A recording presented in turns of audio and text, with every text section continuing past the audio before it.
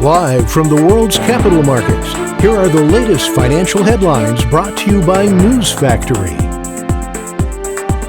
Hello and welcome to Monday's Daily Financial Review. Here's what's making the headlines in the markets today.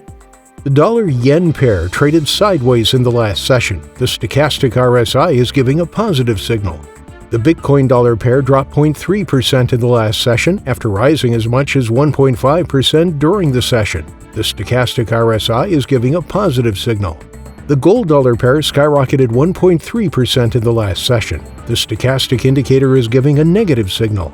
The oil-dollar pair gained 1.3% in the last session after rising as much as 1.7% during the session. The CCI is giving a positive signal. Coming up, the choices from our chief analysts for today. Hurricane Ida made landfall near Port Fourchon, the land base for the Louisiana offshore oil port, LOOP, the largest privately owned crude terminal in the United States.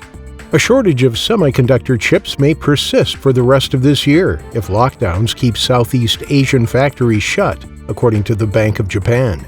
China's foreign exchange market saw a turnover of 21.32 trillion yuan, or $3.29 trillion in July, up from 20.33 trillion yuan in June. Those were today's major economic events. And now, moving on to world financial headlines.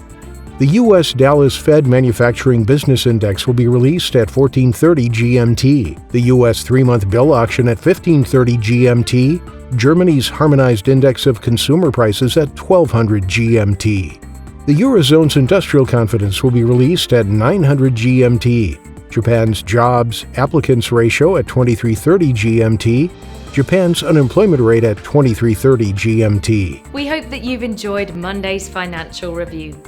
On behalf of all of us here, we wish you a productive trading day.